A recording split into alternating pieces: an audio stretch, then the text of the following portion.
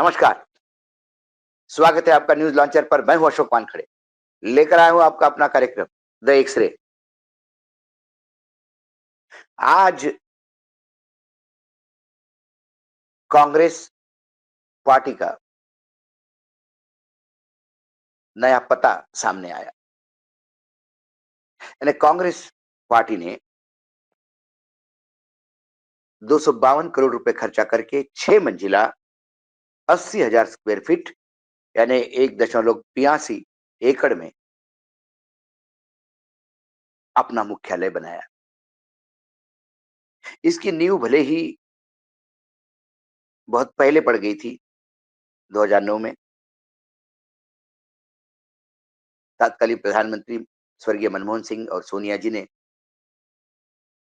इसका शिलान्यास किया था, आधारशिला रखी थी। उसके बाद ये बिल्डिंग बनी और ताज्जुब की बात है, ये खबर एजेंसियों से आई।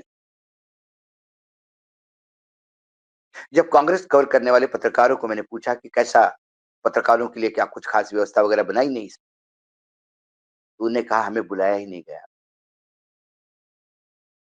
फिर रावल करके एक पत्रकार है, कांग्रेस कवर करते हुए उनकी जिंदगी करीब-करीब पूरा समय उन्होंने कांग्रेस को दिया। उनका एक ट्वीट देखा, बहुत ही नाराज़गी के साथ उन्होंने लिखा था कि कांग्रेस कवर करने वालों को सोचना होगा, कितने स्वार्थी नेता होते हैं। पता पड़ा कि एएनआई और पीटीआई जैसी 1-2 एजेंसी को ही बुलाया था कवर करने के लिए।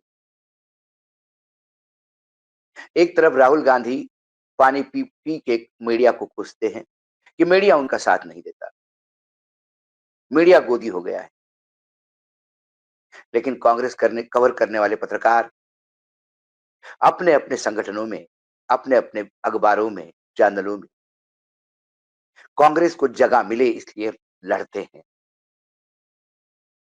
लगातार राहुल गांधी की यदि भारत जोड़ो यात्रा सक्सेस हुई तो उसमें इन्हीं पत्रकारों का रोल था।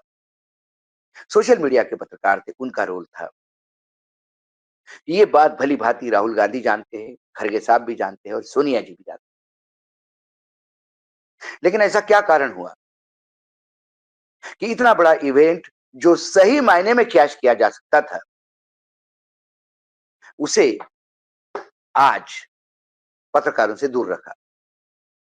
आज खरगे साहब, सोनिया जी, पूरे सीनियर लोग, ये सारे लोग जो है,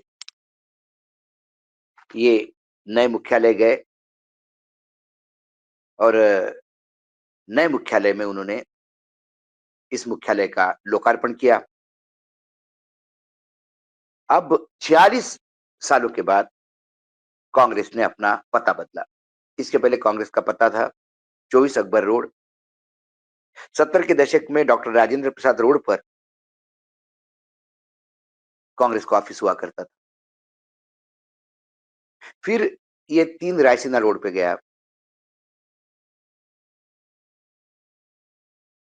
और इसकी खासियत थी कि इस बिल्डिंग की एंट्री उन्होंने पीछे की साइड से रखी, क्योंकि पास का ही बंगला सामने का 6 रायसीना रोड पे अटल जी रहते थे। यहाँ पे भी ऐसा ही कुछ हुआ है।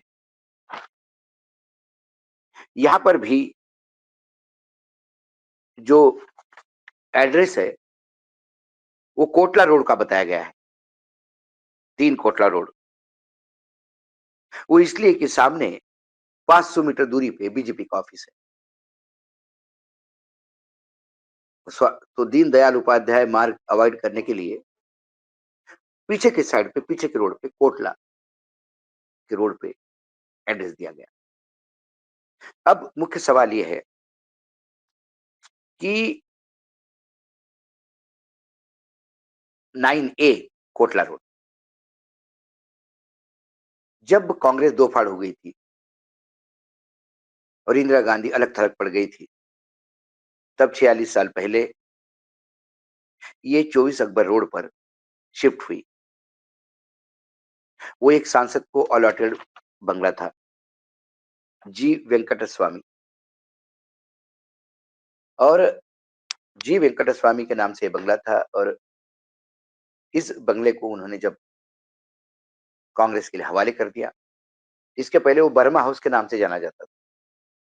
बर्मा के एम्बेसडर वहाँ रहते थे और बहुत जुझारू थे और नेहरू जी ने उनको बर्मा हाउस कहा।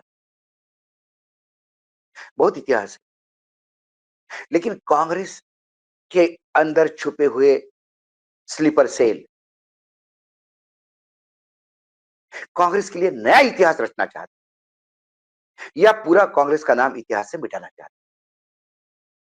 आज कांग्रेस कवर करने वाले तमाम पत्रकारों ने एक ज्ञापन पर साइन कर कर वो ज्ञापन खड़गे जी के पास सौंपने का जिम्मा किसी पत्रकार को सौंपा है और सभी ने निषेध किया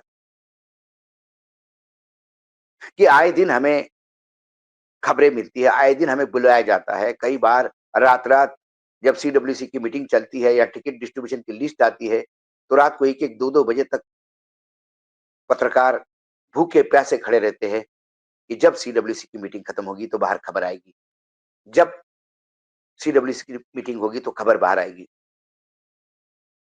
और कांग्रेस बीट कवर करने वाले हर कोई बीजेपी बीट कवर कर कोई कांग्रेस, कोई विपक्ष, जब आप लगातार एक राजनीतिक दल को कवर करते हैं तो आपका एक रिश्ता बन जाता है। एक अपनापन डेवलप हो जाता है। यदि कोई पत्रकार कांग्रेस को कवर करते हुए कांग्रेस की खामियां उजागर करता है, तो वो इसलिए नहीं कि वो कांग्रेस से नफरत करता है, वो इसलिए कि वो चाहता है कि कांग्रेस रास्ते पे। लेकिन आज कांग्रेस के मीडिया सेल, जिनके इंचार्ज, जनरल सेक्रेटरी इंचार्ज,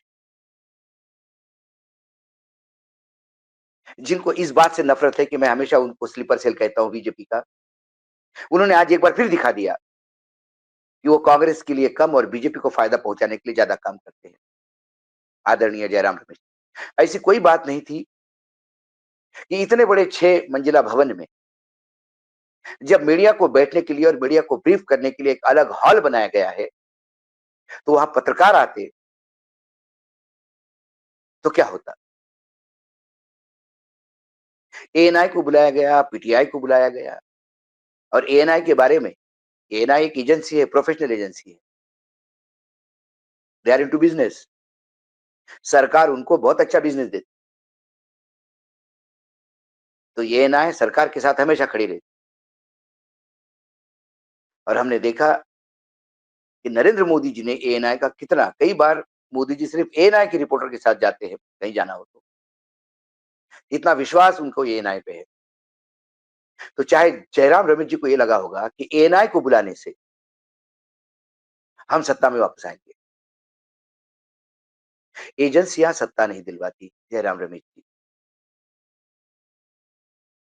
सत्ता पार्टी के प्रति वफादार लोग दिलवाते हैं। वो कार्यकर्ता जो घर में अपनी घर की रोटी लेके चलता है और पार्टी के लिए पूरा दिन-रात खपता है, वो सत्ता दिलवाता है। लेकिन दुर्भाग्य से शरीर से कांग्रेस के पास और मन से बीजेपी में रहने वाले नेता कांग्रेस को दीमक जैसे चाट रहे। और यही कारण है कि जब मैं एक सिर से दिखता हूं, आज मैंने कई कांग्रेस के प्रवक्ता से बात, बेचारे कहे क्या कहें, हम क्या कर सकते हैं? ये जो हम क्या कर सकते हैं? और मैं यकीनन जानता, राहुल गांधी जो यूट्यूबर से भी बात करना चाहते हैं, राहुल गांधी जो कभी खेतों में जाके महिलाओं से बात करते हैं, राहुल गांधी कई पत्रकारों को अपने नाम से जानते हैं और यदि जब कड़वी बात कहनी होती तो पत्रकारों के सामने खुल के कहते हैं। उनके ऑफिस से कतई ये आदेश नहीं होगा कि पत्रकारों को नहीं बुलाना चाहिए। प्रियंका गांधी किसी पत्रकार को मिलती है कहीं टूर पे तो पूछती, उसके ड्राइवर को पूछती है कि क्या आपने खाना खाया? वो कभी नहीं सोचेगी कि पत्रकार नहीं आने चाहिए। खरगे तो तपे हुए राजनीतिज्ञ है, कई पीढ़ियां देख चुके हैं गांधी परिवार। उनको पत्रकारों से कभी बैर हो नहीं सकता। पत्रकारों से किसी को बैर नहीं है कांग्रेस, सिर्फ उनको है जो चाहते हैं कि कांग्रेस डूबे। जयराम रमेश को एक्सप्लेनेशन देना होगा। ऐसा ही एक साजिश के तहत जब राहुल गांधी किसी टीवी को इंटरव्यू देना चाहते थे, तो अर्णव गोस्वामी को बुलाकर उस इंटरव्यू की धज्जियां उड़वाने वाले भी लोग ऐसे ही थे, जो जानबूझ के ये प्रतीत करना चाहते कि और तब राहुल गांधी नए-नए डेवलप हो रहे थे। आज तो राहुल गांधी किसी भी पत्रकार के सामने खड़े होके उसकी धज्जियां उड़ाने की स्थिति में है। लेकिन जब ब्रांड डेवलपमेंट चल रहा था, जब ब्रांड इमेज डेवलपमेंट चल रही थी, तो अर्णव गोस्वामी के सामने परोसा गया और उस इंटरव्यू का हश्र क्या हुआ सारी दुनिया ने देखा। दुर्भाग्य ये है कि ये सब बातें बार-बार हो रही है और कांग्रेस को, आला कमान को, फिर चाहे सोनिया जी हो, चाहे खरगे जी हो, चाहे राहुल जी हो या प्रियंका जी हो, सब कुछ दिखते हुए भी वो चुप क्यों हैं? उनकी चुप्पी जो है, वो आम कांग्रेसी कार्यकर्ताओं को और सिंसियर पत्रकारों को, जो सही सही और गलत गलत कहने वाले, इनको परेशान करती है। क्योंकि सामने मक्खी थाली में है, फिर भी खाना कैसा खाया जा रहा है, सवाल ये है। आज एक्स-रे में इतना ही, कल फिर आता हूँ किसी विषय के साथ, तब तक के लिए नमस्कार, देखते रहिएगा न्यूज़ लॉन्चर।